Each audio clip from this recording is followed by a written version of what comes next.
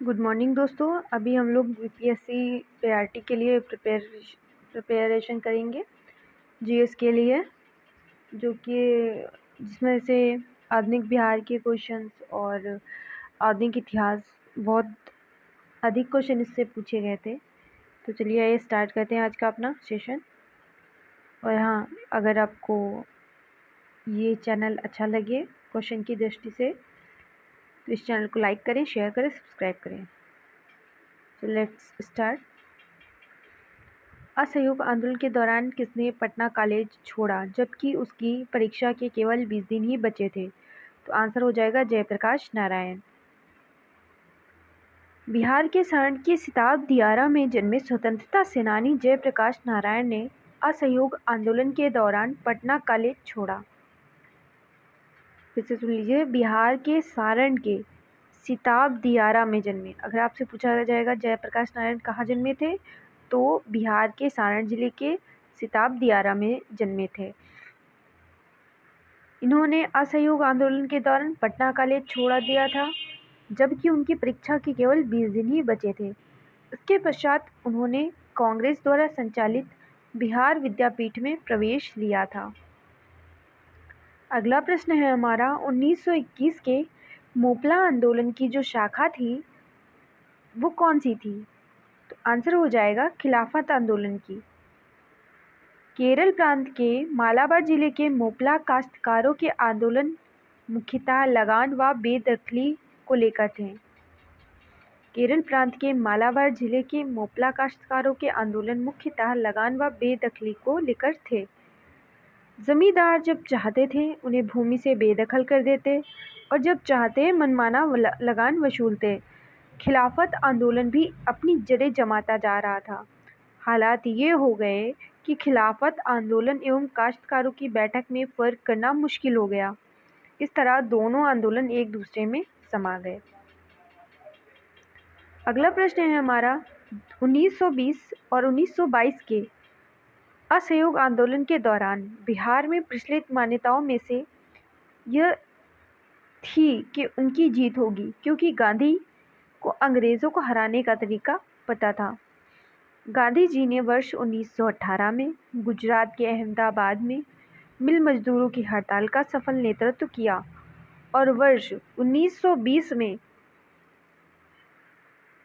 उनके द्वारा ब्रिटिश सरकार के साथ अहिंसक असहयोग में न सिर्फ वस्तुओं बल्कि भारत में अंग्रेजों द्वारा संचालित या उनकी मदद से चल रहे संस्थानों जैसे विधायिका, न्यायालय, कार्यालय या स्कूल का बहिष्कार भी शामिल था।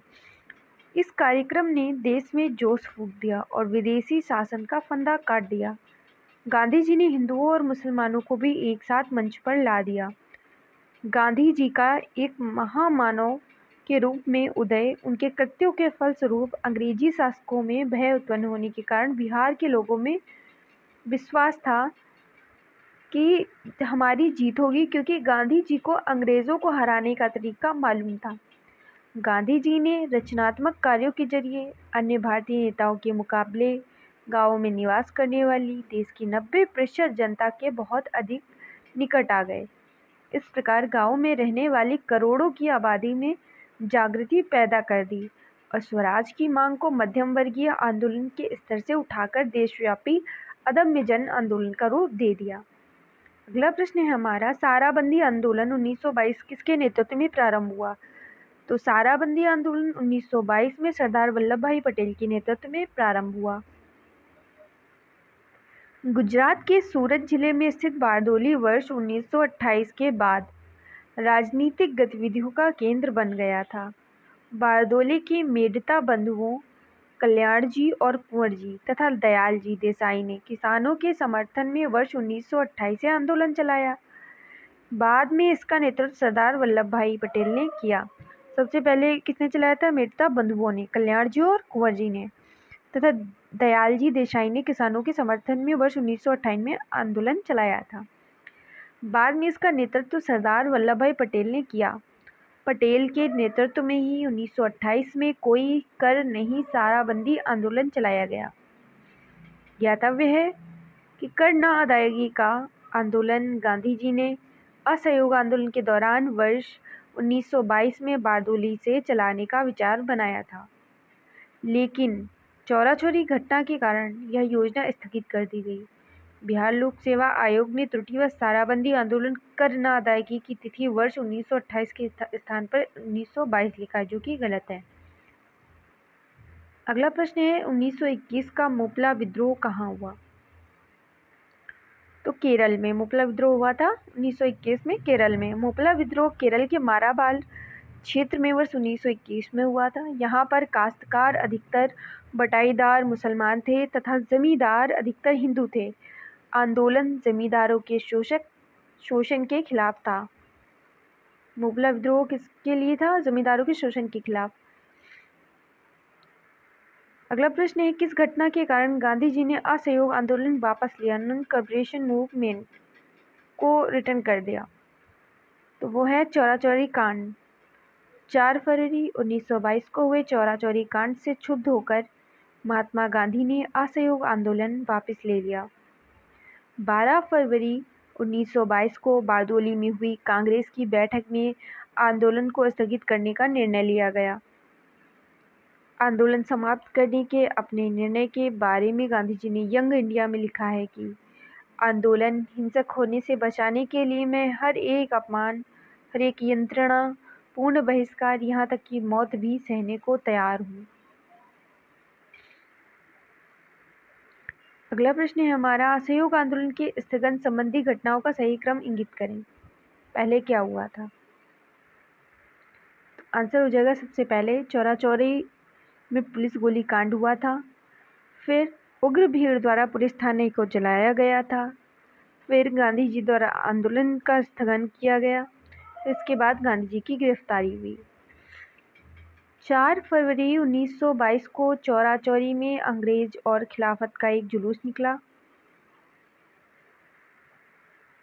कुछ पुलिस वालों ने उनके साथ दुर्व्यवहार किया। परिणाम स्वरूप जुलूस में शामिल एक जत्थे ने पुलिस पर हमला बोल दिया। पुलिस ने गोली चलाई। फलतः भीड़ उत्तेजित हो गई और पुलिस पर हमला बोल दिया। सिपाही भागकर थाने में घुसे तो भीड़ ने थाने में आग लगा दी। इस घटना की खबर मिलते ही गांधी जी ने आंदोलन वापस ले लिया। 12 फरवरी 1922 को असहयोग आंदोलन समाप्त हो गया। आंदोलन की समाप्ति के बाद गांधी जी की स्थिति थोड़ी कमज़ोर हो गई थी। सरकार ने इस स्थिति का फ़ायदा उठाकर 10 मार्च 1922 को उन्हें गिरफ्तार कर 6 वर्ष के लिए सजा दी। आपका पेट में भी क्वेश्चन आया था कि गांधी जी को जब गिरफ्तार किया गया तो कितने साल के लिए जेल की सज़ा हुई थी? तो वो था 6 वर्ष। ये आपका पेट में प्रश्न पूछा गया था। अगला प्रश्न है लॉर्ड सिन्हा ने 1921 में कहाँ के गवर्नर पद से त्यागपत्र दिया? आंसर हो जाएगा बिहार उड़ीसा से। लॉर्ड सिन्हा ने 1921 में बिहार उड़ीसा के गवर्नर पद से त्यागपत्र दिया था। सत्येंद्र प्रसन्न सिन्हा का जन्म 24 मार्च 1863 को बंगाल के वीरभूम के रायपुर में हुआ था। वह वर्ष 1908 में बंगाल के एडवोकेट जनरल नियुक्त होने वाले प्रथम भारतीय थे। वे ऐसे पहले भारतीय थे जिन्हें वायसराय की काउंसिल में कानूनी सदस्य के रूप में शामिल किया गया। वर्ष 1920 में बिहार और उड़ीसा के गवर्नर नियुक्त हुए, जो प्रशासन में उच्च पद प्राप्त करने वाले प्रथम भारतीय थे। स्वास्थ्य कारणों से इन्होंने वर्ष 1921 में अपने पद से इस्तीफा दे दिया। 4 मार्च 1928 को इनकी मृत्यु हो गई। जयप्रकाश नारायण सिन्हा की मृत्यु कब हुई थी? 4 मार्च 1928 ईस्वी को। और जन्म कब हुआ था? 24 मार्च 1863 को बंगाल के वीरभूम रायपुर में। अगला प्रश्न है 1923 से 1928 के काल में भारतीय राजनीति में क्रांतिकारी कार्यविधियों की पुनरावृत्ति रिवियल का कारण क्या था? पहला ऑप्शन है हरदयाल और लाजपत राय जैसे नेताओं का बढ़ता हुआ प्रभाव, गांधी जी द्वारा असहयोग आंदोलन का स्थगन, तीसरा है विदेशी घटनाओं का प्रभाव, चौथा है भारतीयों की मांगों को अंग्रेजों द्वारा अस्वीकार किया जाना। तो आंसर नंबर आपका हो जाएगा इसमें बी,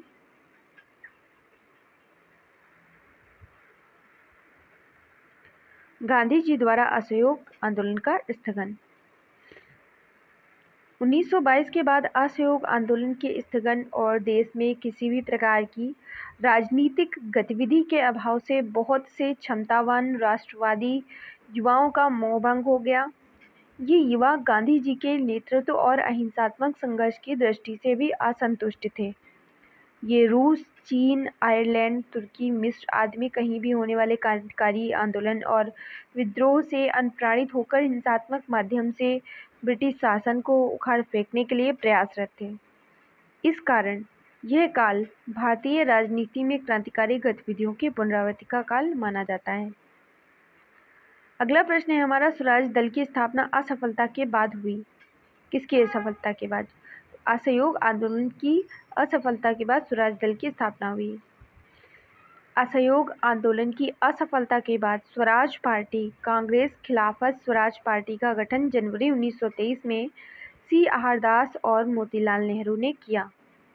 फिर से क्वेश्चन देख लीजिए थोड़ा सा डिटेल। असहयोग आंदोलन की असफलता के बाद स्वराज पार्टी कांग्रेस खिलाफत स्वराज पार्टी का गठन जनवरी 1923 में सी आर दास और मोतीलाल नेहरू ने किया था। सी आर दास इसके अध्यक्ष थे और मोतीलाल नेहरू इसके महासचिव थे। स्वराज पार्टी ने अपने को कांग्रेस के अभिन्न हिस्से के रूप में प्रचारित किया, साथ ही अहिंसा और असहयोग के प्रति अपनी वचनबद्धता को दोहराया।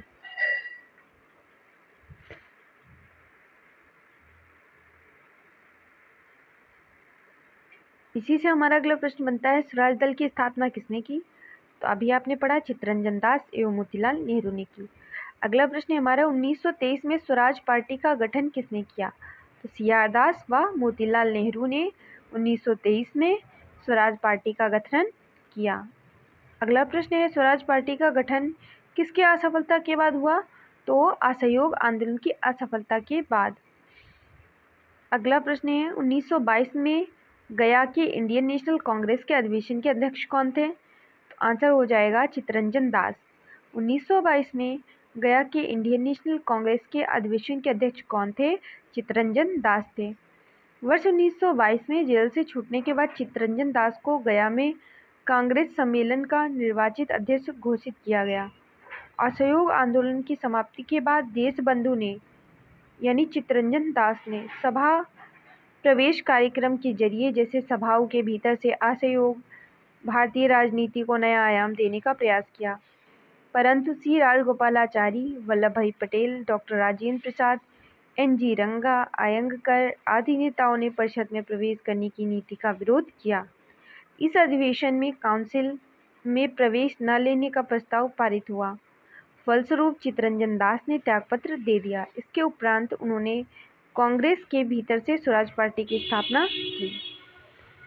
अगला प्रश्न है हमारा, भारतीय राष्ट्रीय कांग्रेस के 1922 ईस्वी में आयोजित किया गया इस अधिवेशन के अध्यक्ष कौन थे? तो आंसर हो जाएगा चित्तरंजन दास।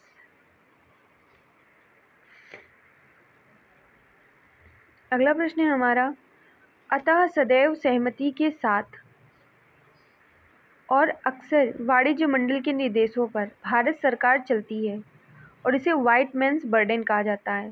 ये किसने कहा था? सच्चिदानंद सिन्हा ने कहा था। सच्चिदानंद सिन्हा ने कहा था, अतः सदैव सहमति के साथ और अक्सर वाणिज्य मंडल के निर्देशों पर भारत सरकार चलती है और इसे व्हाइट मैन्स बर्डन कहा जाता है। अगला प्रश्न है, साइमन कमीशन पहली बार भारत कब आया? तो 1928 में आया। वर्ष 1919 के एक्ट में 10 वर्ष पर इसकी समीक्षा हेतु एक संवैधानिक आयोग के गठन का प्रावधान था।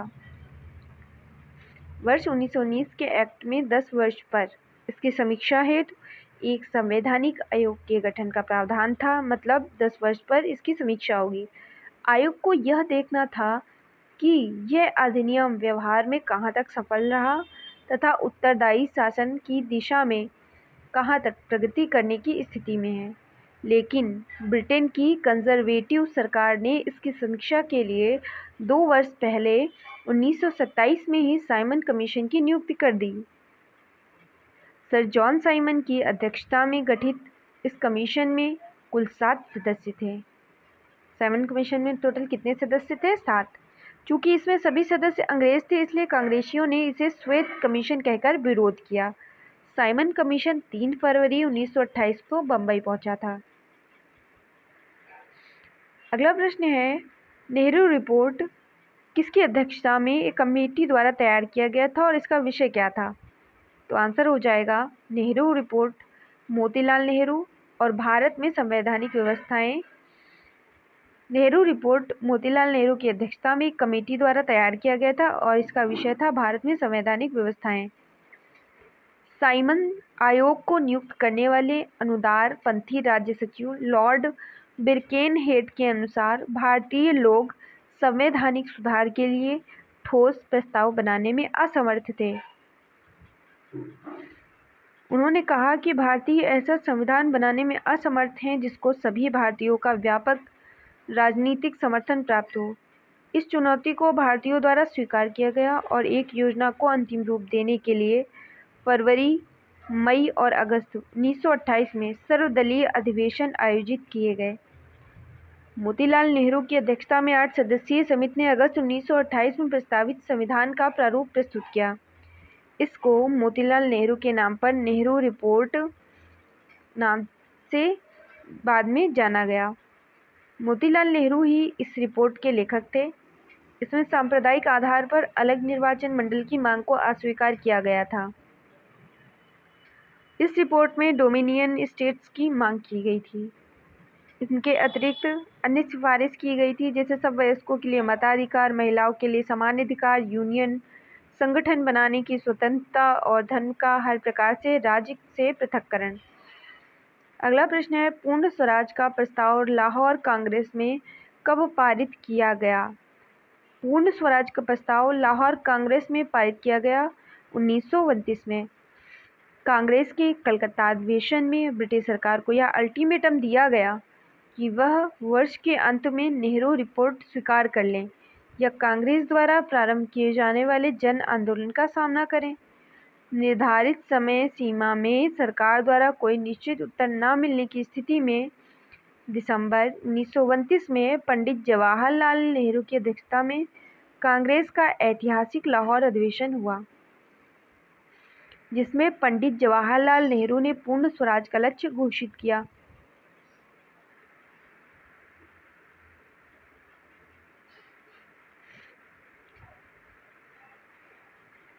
जैसे ही 31 दिसंबर 1929 को आधी रात का घंटा बजा, मध्य रात का घंटा बजा, कांग्रेस अध्यक्ष पंडित जवाहरलाल नेहरू ने लाहौर में रावी नदी के तट पर भारतीय स्वतंत्रता का झंडा फहराया। आपसे एक प्रश्न इसमें ये भी पूछा जा सकता है कि जब लाहौर में किसने रावी नदी के तट पर स्वतंत्रता का झंडा, भारतीय स्वतंत्रता का झंडा फहराया था? तो आंसर हो जाएगा जवाहरलाल नेहरू ने। कब फहराया था? 31 दिसंबर 1929 को। कांग्रेस कार्य समिति द्वारा 2 जनवरी 1930 को अपनी बैठक में यह निर्णय किया गया कि 26 जनवरी 1930 का दिन पूर्ण स्वराज दिवस के रूप में मनाया जाएगा। 26 जनवरी 1930 का दिन पूर्ण स्वराज दिवस के रूप में मनाया जाएगा तथा 26 जनवरी को प्रत्येक वर्ष पूर्ण स्वाधीनता दिवस के रूप में मनाया जाएगा। तो इसमें 2 प्रश्न बन रहे हैं। पूर्ण स्वराज दिवस कब मनाया जाएगा? 26 जनवरी। और शुरू कब से हुआ था? 26 जनवरी 1930 से। और मनाया कब जाएगा पूर्ण स्वराज दिवस? 26 जनवरी को। अगला प्रश्न है, 1929 में लाहौर में आयोजित भारतीय राष्ट्रीय कांग्रेस के अधिवेशन का अध्यक्ष कौन था? आंसर हो जाएगा जवाहरलाल नेहरू। अगला प्रश्न है, भारतीय राष्ट्रीय कांग्रेस द्वारा किस दिन को पूर्ण स्वराज घोषित किया गया था? तो 26 जनवरी 1930 को। अगला प्रश्न है हमारा, 1929 के कांग्रेस अधिवेशन में पूर्ण स्वराज का पताका किसने उठाया? आंसर हो जाएगा पंडित जवाहरलाल नेहरू। आपको इतना याद रखना है, 1929 जवाहरलाल नेहरू, लाहौर, रावी नदी का तट, प्रथम भारतीय झंडा फहराया था इन्होंने। किसने? जवाहरलाल नेहरू ने। समाजवाद का समर्थक कौन था और 1933 में ब्रिटिश शासन देशी राज्यों, जमींदारवाद और पूंजीवाद को उखाड़ फेंकना चाहता था? कौन? जवाहरलाल नेहरू। जवाहरलाल नेहरू समाजवाद के समर्थक थे। नेहरू वर्ष 1933 में ब्रिटिश शासन, देशी राज्यों, जमींदारवाद और पूंजीवाद को उखाड़ फेंकना चाहते थे। नेहरू का समाजवाद सोवियत संघ के समाजवाद से प्रभावित था। उन्होंने नवंबर 1927 में सोवियत संघ की यात्रा की थी। अगला प्रश्न है, किसने 1921 में पहली बार पूर्ण स्वतंत्रता की मांग को उठाया था? तो आंसर हो जाएगा, पहली बार 1921 में पूर्ण स्वतंत्रता की मांग को उठाया था मौलाना हजरत मोहानी ने। किसने उठाया था? मौलाना हजरत मोहानी ने। वर्ष 1921 के अहमदाबाद में हुए कांग्रेस अधिवेशन की अध्यक्षता हकीम अजमल खान ने की थी। वर्ष 1921 के अहमदाबाद में हुए कांग्रेस अधिवेशन की अध्यक्षता हकीम अजमल खान ने की थी। इस अधिवेशन में सर्वप्रथम मौलाना हजरत मोहानी ने पूर्ण स्वतंत्रता की मांग उठाई थी, लेकिन महात्मा गांधी इस मांग के पक्ष में नहीं थे। फिर से क्वेश्चन देख लीजिए, इंपॉर्टेंट है। किसने 1921 में पहली बार, कब 1921 में पहली बार पूर्ण स्वतंत्रता की मांग को उठाया था? आंसर हो जाएगा मौलाना हजरत मोहानी ने। वर्ष 1921 के अहमदाबाद में हुए कांग्रेस अधिवेशन की अध्यक्षता हकीम अजमल खान ने की थी। इस अधिवेशन में सर्वप्रथम मौलाना हजरत मोहानी ने पूर्ण स्वराज की मांग उठाई थी, लेकिन महात्मा गांधी इस मांग के पक्ष में नहीं थे। अगला प्रश्न है, दांडी यात्रा कब शुरू की गई? तो 1930 में। अगला प्रश्न है हमारा, थोड़ा सा दांडी मार्च के बारे में देख लेते हैं या दांडी यात्रा के बारे में देख लेते हैं, जो कि महात्मा गांधी ने 12 मार्च 1930 को नमक सत्याग्रह शुरू किया। उन्होंने साबरमती आश्रम से 80 चुने हुए साथियों के साथ सत्याग्रह के लिए कूच किया। 24 दिनों की लंबी यात्रा, अगर पूछा जाए ये दांडी वाला जो मतलब कितने दिन इसमें लगे थे, तो 24 दिन की लंबी यात्रा थी। 6 अप्रैल 1930 को दांडी में सांकेतिक रूप से नमक कानून भंग किया गया। नमक कानून तोड़कर औपचारिक रूप से सविनय अवज्ञा आंदोलन का शुभारंभ किया गया। सविनय अवज्ञा आंदोलन गांधी जी के नेतृत्व में पूरे देश में फैल गया। तमिलनाडु में गांधीवादी नेता सी राजगोपालाचारी ने तिरुचेनगोड आश्रम से तिरुचिरापल्ली के वेदारण्य तक नमक यात्रा करी थी। तमिलनाडु में गांधीवादी नेता, तमिलनाडु में किसने दांडी मार्च निकाला था? तो राजगोपालाचारी ने तिरुचेनगोड आश्रम से तिरुचिरापल्ली के वेदारण्य तक नमक यात्रा की थी। अगला प्रश्न है, 1930 में महात्मा गांधी ने सविनय अवज्ञा आंदोलन कहाँ से प्रारंभ किया था? तो 1930 में महात्मा गांधी ने सविनय अवज्ञा आंदोलन साबरमती से प्रारंभ किया था। नमक सत्याग्रह के दौरान बिहार में लोगों ने नमक बनाने के साथ साथ किसके विरोध के द्वारा सरकार का विरोध किया? चौकीदारी। आंसर क्या हो जाएगा? नमक सत्याग्रह के दौरान बिहार में लोगों ने नमक बनाने के साथ साथ चौकीदारी करके विरोध के द्वारा सरकार का विरोध किया। महात्मा गांधी ने 12 मार्च 1930 को अपना प्रसिद्ध दांडी मार्च शुरू किया। उन्होंने साबरमती आश्रम से चुने हुए साथियों के साथ सत्याग्रह के लिए कूच किया। 24 दिनों की लंबी यात्रा के बाद उन्होंने 6 अप्रैल 1930 को दांडी में सांकेतिक रूप से नमक कानून भंग किया और इस प्रकार नमक कानून तोड़कर उन्होंने औपचारिक रूप से सविनय अवज्ञा आंदोलन का शुभारंभ किया। सविनय अवज्ञा आंदोलन गांधी जी के नेतृत्व में पूरे देश में फैल गया। बिहार में लोगों ने नमक बनाने के साथ साथ चौकीदारी कर के द्वारा सरकार का विरोध किया। चौकीदारी कर का विरोध बिहार में अत्यधिक सफल रहा। दांडी यात्रा कितने दिन चली थी? 24 दिन चली थी। खुदाई खिदमतगार 1929 में किसने संगठित किया था? तो खान अब्दुल गफ्फार खान ने इसको स्टार्ट किया था। आंसर है उत्तर पश्चिमी सीमा प्रांत में खान अब्दुल गफ्फार खां के नेतृत्व में खुदाई खिदमतगार नामक स्वयंसेवक संगठन की स्थापना की गई थी। इन्हें लाल कुर्ती रेड शर्ट के नाम से भी जाना जाता है।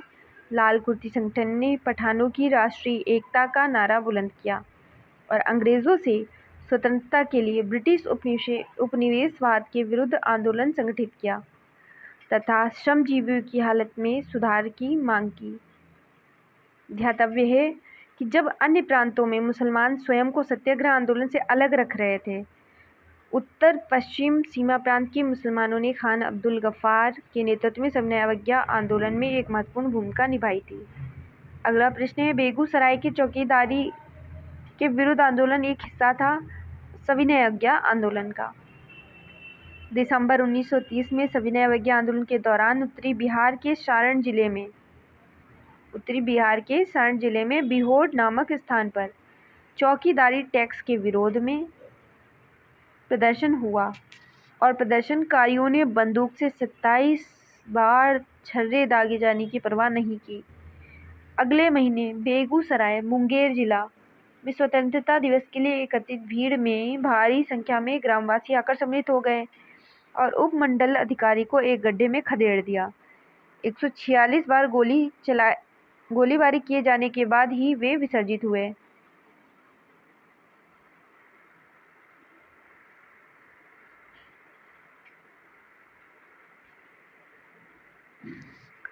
अगला प्रश्न है, सविनय अवज्ञा आंदोलन सिविल डिसओबीडियंस मूवमेंट के असफलता के बाद गांधी जी ने महत्व दिया किसको? रचनात्मक कार्यों को।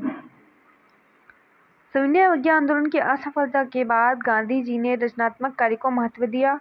अक्टूबर 1934 में गांधी जी ने अपना पूरा समय हरिजन उत्थान में लगाने के लिए सक्रिय राजनीति से स्वयं को हटाने का निश्चय किया।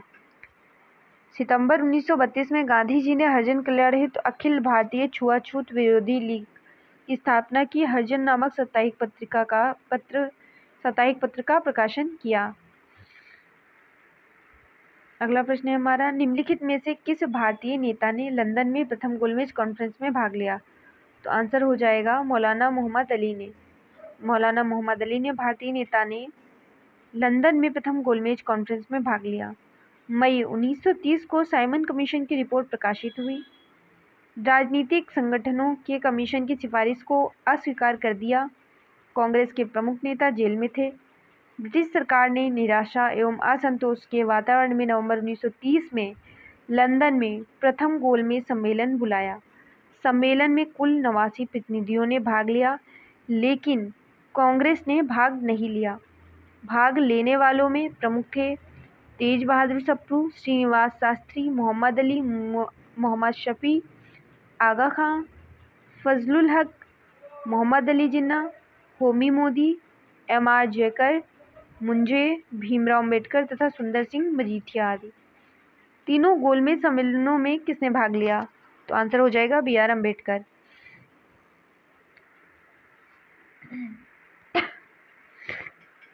दलित नेता भीमराव अम्बेडकर ने तीनों गोलमेज सम्मेलनों में भाग लिया था। द्वितीय गोलमेज सम्मेलन में महात्मा गांधी ने कांग्रेस के एकमात्र प्रतिनिधि के रूप में हिस्सा लिया था। दूसरे गोलमेज सम्मेलन में हिस्सा लिया था गांधी जी ने।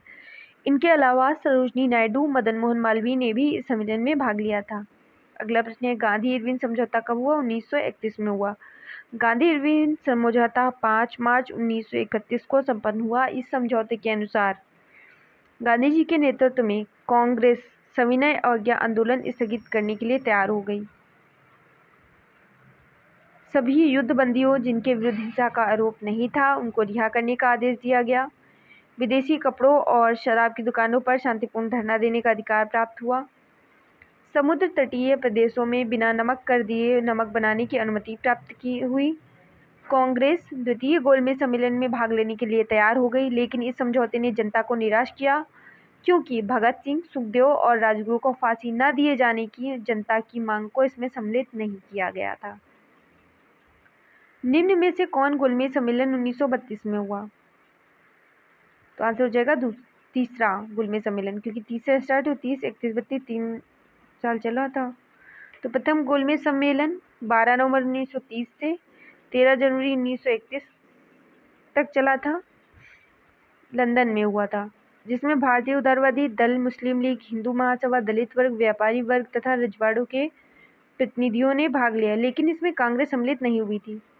दूसरा गोलमेज सम्मेलन लंदन में 7 सितंबर 1931 से 1 दिसंबर 1931 तक चला। इसमें कांग्रेस के एकमात्र प्रतिनिधि के रूप में गांधी जी ने हिस्सा लिया। लंदन में तीसरा गोलमेज सम्मेलन 17 नवंबर 1932 से 24 दिसंबर 1932 तक चला। कांग्रेस ने इस सम्मेलन का बहिष्कार किया।